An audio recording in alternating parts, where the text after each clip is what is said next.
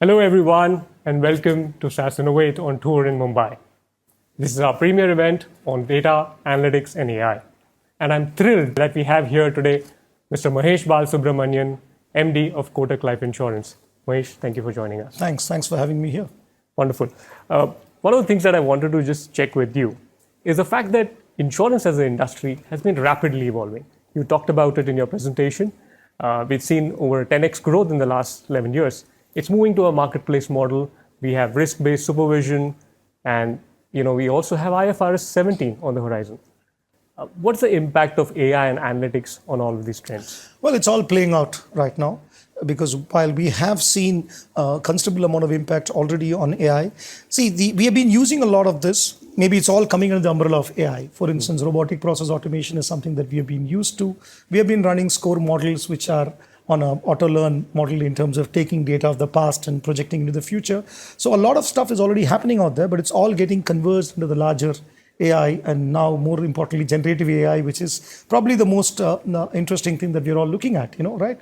And AI is playing out in multiple ways in the insurance sector. For instance, on the motor claim side, today, I think through photographs, we'll be able to judge a surveyor does not need to go to the site of the accident. The customer can take a photograph of his own mobile and send it to us. And based on the photograph, I think we can decide the extent of damage, looking at the three-dimensional elements of the photograph, what kind of depth, what kind of loss could have happened, and therefore what will be the cost to repair it, and the amount can be credited to the customer in minutes, right? That is a possibility. Similarly, across the value chain, in terms of prospecting, underwriting, claims experience, I think data and AI is playing a huge role already. And today, all of us are able to take more well-informed, more considered decisions on underwriting and on claim settlement because a lot of the data and a lot of the AI ML is helping us crash timelines, helping us improve our productivity and helping us take better informed decisions, maybe better than what a human being can take because it probably looks at a voluminous data across the past, right? So I think it's replacing a lot of our decision making and it's probably helping us improve our turnaround times as well. Super. Now you talked about the impact of AI and clearly looks like a wide-ranging, widespread impact. I want to get to a point where we're talking about what the future of jobs looks like. I'd love to hear your thoughts on it.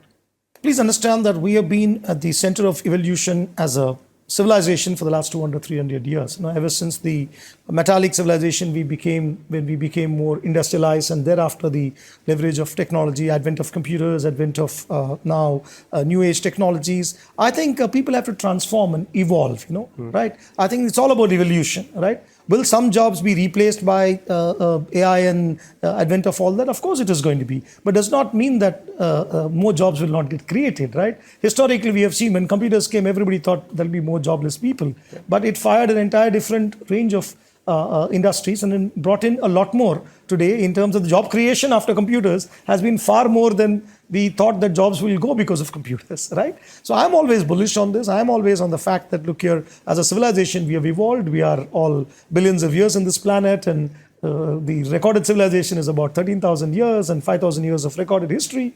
So I think these changes will keep coming. Some of them will be, the cycles may be shorter. That's what we are seeing now. The impact of the cycles are shorter compared to what it was. If a civilization or an impact of a technology lasted for 100 years, now it's 20 years before it gets replaced by something else, right? But I think with more exposure, with more, for instance, data analytics, today every young kid I speak to who's 18, 20 years is seriously considering computer science or data analytics, right? So we still need manpower to power all this, right? So job profiles will change. People will have to evolve and transform themselves. New skills will have to be learned. Some skills will become redundant. But that's evolution, right? And we have done a pretty successful job as a civilization, right? So I'm not too worried about it. Wonderful. And just in light of that, because we talked about skills as well, what is that one piece of advice that you would like to give to our young audiences and future leaders? Have depth, right? And be agile. Have depth because whatever you do, try to get into it because today we have a lot of people who are chasing jobs. Don't chase jobs, chase skills, chase competency, In fact, the way the Three Idiots movie, I think it's a movie which every generation should watch.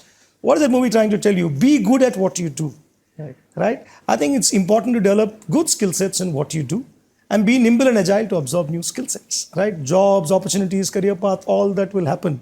but are you building competency and excellency in you? So chase that, everything else will follow. Don't chase jobs. Competency. Okay, perfect. Thank you so much, Mahesh, for your sharing Thank your you. insights.